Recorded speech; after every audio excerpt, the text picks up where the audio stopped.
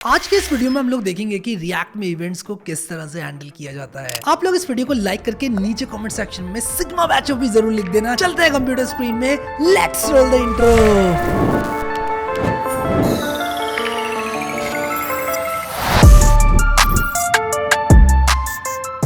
तो मैं आ चुका हूँ अपनी कंप्यूटर स्क्रीन में, जहाँ मैंने वीडियो 112 नाम से एक फोल्डर बनाया हुआ है। यहाँ पर कुछ नहीं लिखूंगा, npm create with latest लिख के डॉट लगा के, और यहाँ पर वीडियो 112 के नाम से प्रोजेक्ट में यहाँ पर रिएक्ट चुन के, जावास्क्रिप्ट चुन के, npm i करके और npm run dev कर दूंगा। एक हमारी वो बेसिक काउंटर वाली ऐप होती है, वो बन जाएगी। रिएक्ट में इवेंट्स को किस तरह से हैंडल किया जाए, रिएक्ट में इवेंट कैसे हैंडल करा जाए, इसको छोड़ के अगर हम एक बार जावास्क्रिप्ट की बात करेंगे, भाई जावास्क्रिप्ट में कैसे कर रहे थे हम इवेंट को हैंडल। हम क्या करते थे कि ऐड इवेंट लिस्नर करते थे, थोड़ा पेन होता था। What do I mean when I से पेन होता था, मेरे कहने का मतलब ये है कि हमें एक अलग से इवेंट हैंडलर बनाना पड़ता था, जो कि हमारी जावास्क्रिप्ट फाइल में इंडिपेंडेंटली चलता था। रिएक्ट में क्या है कि आप JSX में डायरेक्टली, मैं पूरा क्लियर करता हूँ, ये सब क्लियर करूँगा, मैं पूरा का पूरा क्लियर करूँगा, और यहाँ पर मैं बड़ा सिंपल सा लिख दूंगा div डॉट बटन, ठीक है, और यहाँ पर एक बटन टैग, और यहाँ पर मैं क्लिक मी लिखूंगा, ठीक है।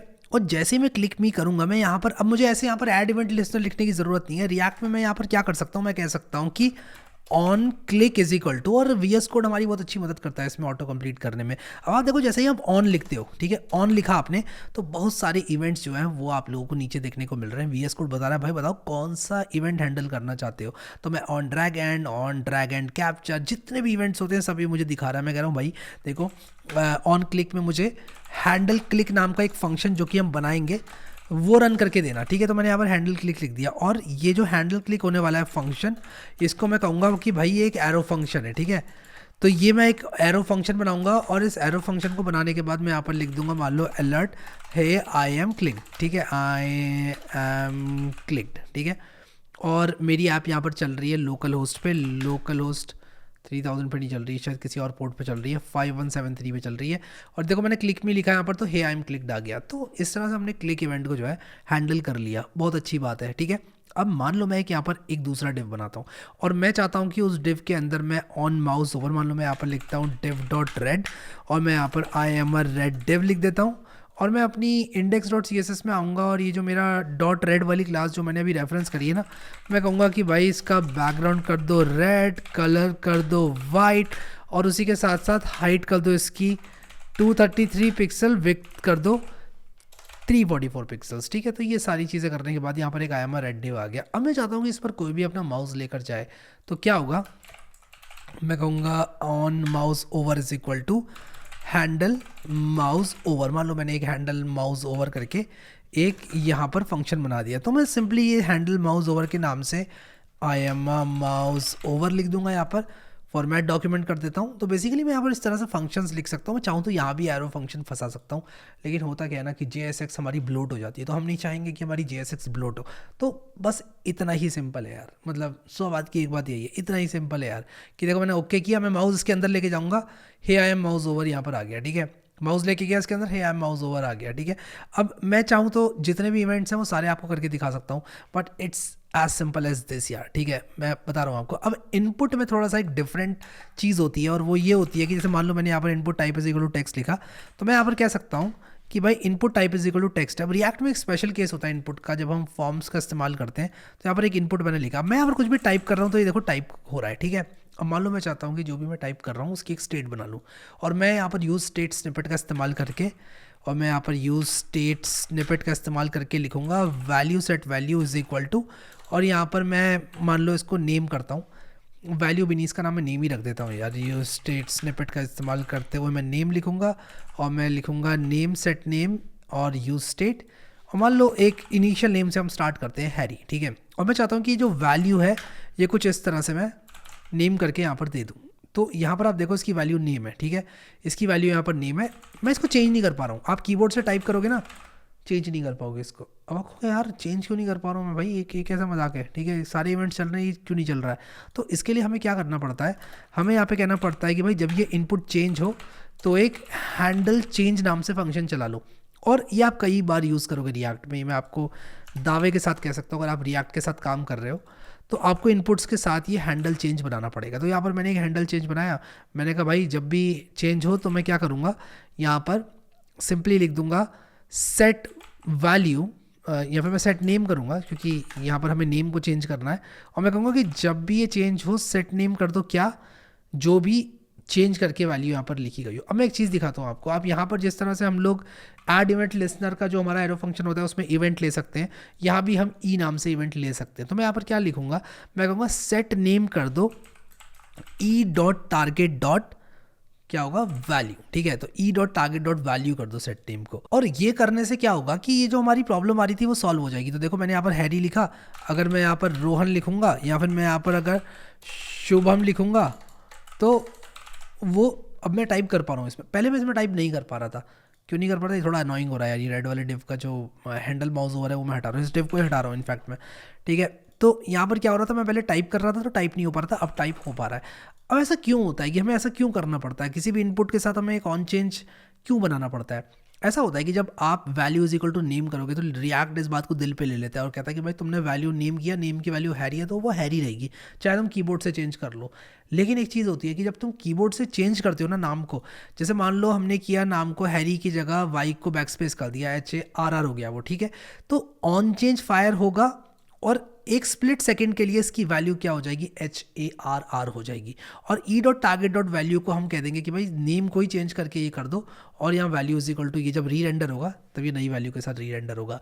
इसको आप एक कन्वेंशन की तरह मान सकते हो, आप ऐसा एक मान सकते हो इसको कि ये तरीका है इस चीज़ को करने का। क्योंकि आप अगर मुझसे सवाल पूछोगे कि यार ये कैसे पता चला कि ऐसे करना है, तो यार देखो करते करते आया, और to be very honest documentation में भी मैंने देखा, और डॉक्यूमेंटेशन में देखने के बाद मुझे पता चला कि हाँ यार ऐसा भी कुछ होता है। और कोई भी डेवलपर रिएक्ट में अगर काम कर रहा है तो उन्होंने भी कभी ना कभी इस चीज़ को, जब वो बिगिनर होंगे, डॉक्यूमेंटेशन में देखा होगा, एंड उसके बाद उनको समझ में आया ओके तो ऐसे करना है। तो इस तरह की दो चार चीज़ें होती हैं जो कि आपको याद रखनी पड़ेंगी। मैं कभी भी आउट ऑफ द ब्लू ये नहीं बोलना चाहता आपको कि यार मैं इतना बड़ा जीनियस हूँ कि यार मैंने खुद इस टेक्निक को ईजाद कर लिया, नहीं। ये एक स्टैंडर्ड इनपुट प्रैक्टिस है, जो इनपुट टैग्स के साथ प्रैक्टिस है, जो कि फॉलो की जाती है डेवलपर्स के अमंग, ठीक है। अब मान लो आपके पास एक और इनपुट है, और इनपुट तो होते ही हैं, अलग अलग इनपुट्स होते हैं। मान लो मैं इसको कॉपी करता हूँ, ठीक, मैं इसको कॉपी करता हूँ, ठीक है, मैंने इसको कॉपी किया, और यहाँ पर क्या करूँगा मैं, मान लो इसमें डालता हूँ नेम इज इक्वल टू, मान लो ये है ईमेल, और यहाँ पर मैं name is equal to password कर देता हूँ, name is equal to password. अब टाइप इज इक्वल टू भी यहाँ पर पासवर्ड कर दूंगा, या फिर मैं एक काम करता हूँ ईमेल के साथ साथ मान लो हम फ़ोन नंबर रखना चाहते हैं, बट वैसे तो type is equal to phone करना चाहिए, बट अभी के लिए टेक्स्ट मान लेते हैं, ठीक है। वो वैल्यू इज इक्वल टू यहाँ पर मैं कहता हूँ मान लो फ़ोन हो गई, ठीक है। या फिर मैं एक फॉर्म डॉट नेम, और यहाँ पर मैं कर देता हूँ फॉर्म डॉट फोन, और इसको मैं फॉर्म को एक स्टेट बनाता हूँ, instead of creating this as a state मैं कहता हूँ कॉन्स्ट, या फिर मैं यूज स्टेट स्निपेट का इस्तेमाल करते हुए form set form is equal to यहाँ पर लिखूंगा यूज स्टेट एक एम्प्टी ऑब्जेक्ट, और यहाँ पर मान लो मैं कहता हूँ कि भाई जो फॉर्म डॉट नेम है, नेम भी ब्लैंक कर दो अभी के लिए, और फ़ोन भी ब्लैंक कर दो, ठीक है। कुछ इस तरह से मान लो मैंने कर दिया। तो यहाँ पर हम क्या करेंगे, value is equal to form dot name हो गई, value is equal to form dot phone हो गया, दोनों अभी के लिए ब्लैंक है। जब ऑन चेंज करेंगे, अब देखो ये दो मैंने बनाए इनपुट्स, ठीक है। अब मैं यहाँ पे कुछ भी टाइप करूँगा नहीं हो रहा है, यहाँ कुछ भी टाइप करूँगा नहीं हो रहा है, ठीक है। क्यों नहीं हो रहा है, इसलिए नहीं हो रहा है क्योंकि भाई देखो फॉर्म डॉट नेम जो है वो तो ब्लैंक ही है, तो वो ब्लैंक ही रहेगा। लेकिन एक चीज़ होगी, जब आप इसको चेंज करने की कोशिश करोगे तो आपका जो हैंडल चेंज वाला फंक्शन है वो रन होगा, और जब वो रन होगा तब क्या होगा कि आप सेट नेम कर रहे हो ई डॉट टारगेट डॉट वैल्यू, यानी कि आप नेम को सेट कर रहे हो जब ये हो रहा है, और नेम ही को सेट कर रहे हो आप जब ये हो रहा है, तो ये एक एरर शो करेगा क्योंकि अब तो सेट नेम मैंने कमेंट आउट कर दिया। तो कंसोल खोल के देखोगे अगर आप, तो आपको एरर देखने को मिलेगा फॉर श्योर, वो मिल रहा है set name is not defined. तो हम कैसे इस प्रॉब्लम को टैकल करेंगे, इसको टैकल करने का एक तरीका है, हम क्या करेंगे, हम कहेंगे सेट फॉर्म। अब देखो या तो आप इफ एल्स लगा लो कि भाई अगर नेम चेंज हुआ है, अगर ई डॉट टारगेट डॉट वैल्यू जो है नेम है, ई डॉट टारगेट डॉट नेम भी कर सकते हो आप, मतलब ई डॉट टारगेट डॉट नेम करोगे आप तो इसके लिए क्या मिलेगा आपको, ईमेल, इसके लिए फ़ोन मिलेगा। ये मैं पहले बात आपको बता दूं, ठीक है, आगे बढ़ने से पहले बता दूं कि ई डॉट टारगेट डॉट नेम से हमें ये ईमेल और फ़ोन की वैल्यू मिल जाएगी। ई डॉट टारगेट डॉट वैल्यू करके हम जो वैल्यू जो चेंज होकर वैल्यू आई है इसकी, यानी कि अगर मैंने अपने कीबोर्ड में जी दबाया तो e dot target dot value G होगी, ठीक है। या फिर जो भी वैल्यू है, जो भी ऐड किया मैंने, उसमें से हैरी लिखा है उसके आगे मैंने जी लगा दिया तो हैरी जी हो जाएगी ई डॉट टारगेट डॉट वैल्यू, जो अपडेटेड वैल्यू है, ठीक है। अब देखो मैं क्या कर रहा हूँ यहाँ पे, हम क्या करेंगे, हम कहेंगे set form is equal to जो हमारा फॉर्म था जो हमारा फॉर्म था डॉट डॉट डॉट फॉर्म और कॉमा लगा के हम कुछ इस तरह से करेंगे, e dot target dot name, और हम यहाँ पर लिख देंगे e dot target dot value. कहोगे यार ये क्या कर दिया, तो मैं पहले आप लोगों को ये दिखाना चाहता हूँ कि ये काम करता है, इट वर्क्स, ठीक है। इसको रीलोड करेंगे तो कोई एरर नहीं है, ठीक है, आप देख सकते हो। और मैं ज़रा इधर आ जाता हूँ यार, ताकि आप लोगों को क्लियरली दिखे ये। अब देखो मैंने यहाँ पर लिखा Harry at code with Harry, मान लो मैं लिखता हूँ यहाँ पर, तो मैं टाइप नहीं कर पा रहा हूँ, let me see what's wrong, something is wrong still, something is still wrong.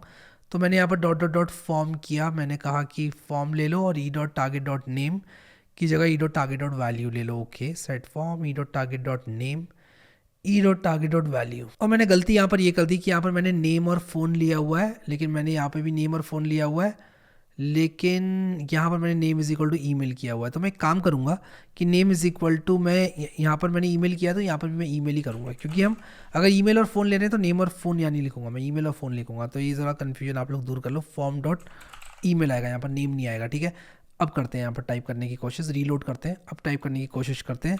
मान लो मैंने लिखा Harry at code with Harry dot com, और इसके बाद यहाँ पर मैंने फ़ोन लिखा 888888, ठीक है। तो मैं एक चीज़ कर सकता हूँ यहाँ पर, अगर मैं आप लोगों को एक कॉन्सोल लॉग दिखाऊँ और मैं यहाँ पर लिखूँ कि मैं से फॉर्म को कॉन्सोल लॉग कर दूँ मान लो, तो क्या होगा आपको दिखाता हूँ मैं।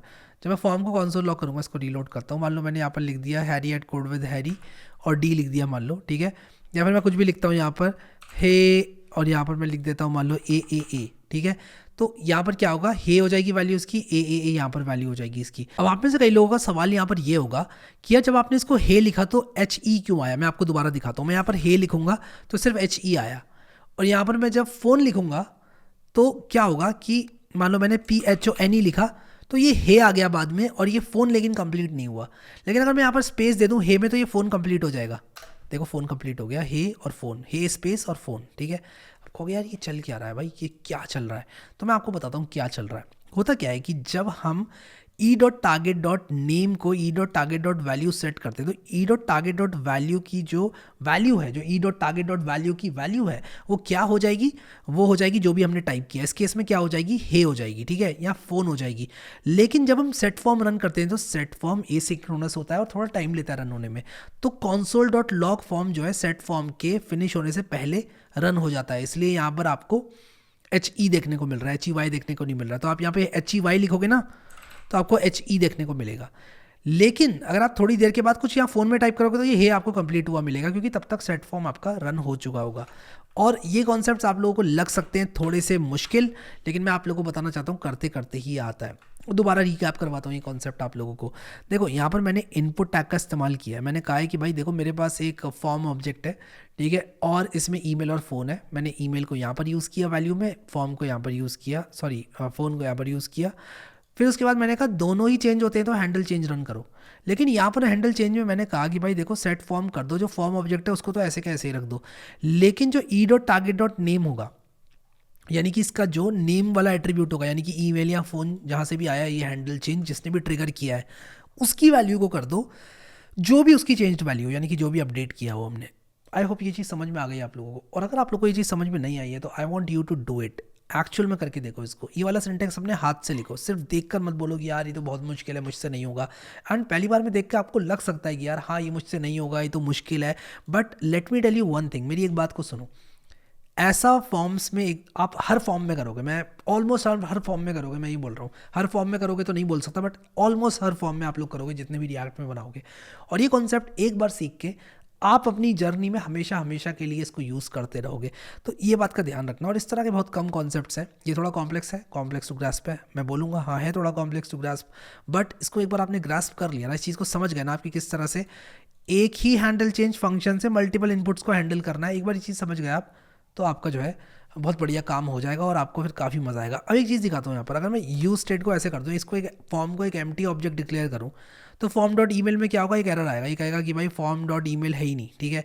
तो मैं कुछ भी यहाँ पर टाइप करूँगा तो देखो यहाँ पर लिख कर आ रहा है, एक वार्निंग आ रही है कि भाई फॉर्म डॉट ईमेल कुछ है ही नहीं, ठीक है। तो मैं क्या करूँगा, यहाँ पर लिखूँगा question mark dot email, question mark dot phone. एक तो ये तरीका होता है, लेकिन मैं एक चीज़ और कर सकता हूँ यहाँ पर। क्या कर सकता हूँ, मैं कहूँगा कि यार अगर फॉर्म डॉट ईमेल है, ठीक है, अगर फॉर्म डॉट ईमेल है तो क्या करो, फॉर्म डॉट ईमेल रख लो, वरना क्या करो, अगर ये है तो फॉर्म डॉट ईमेल रख लो, वरना क्या करो, वरना ब्लैंक रख लो, ठीक है। और यहाँ पर मैं फ़ोन कर दूंगा इसको, ठीक है। तो फॉर्म डॉट ईमेल अगर एग्जिस्ट करता है तो क्या होगा, फॉर्म डॉट ईमेल आ जाएगी यहाँ पर, वरना एक ब्लैंक स्ट्रिंग आएगी।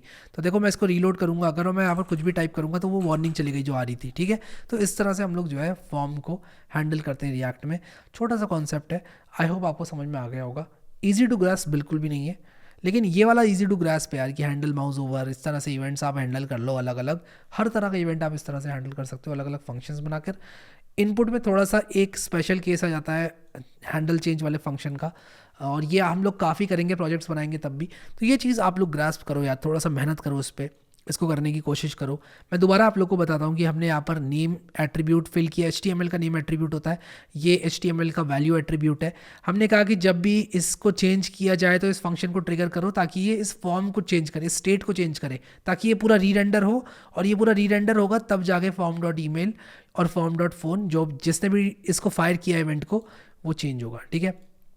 आई होप कि क्लियर है यार, आपको समझ में आ गया है कॉन्सेप्ट। सो अभी के लिए इस वीडियो में इतना ही गाइस। अगर आप लोगों ने प्लेलिस्ट एक्सेस नहीं करी तो उसको ज़रूर एक्सेस करना, और यहाँ पहले वीडियो में जाकर मुझे एक रिव्यू ज़रूर दे देना यार। Thank you so much guys for watching this video, and I will see you next time.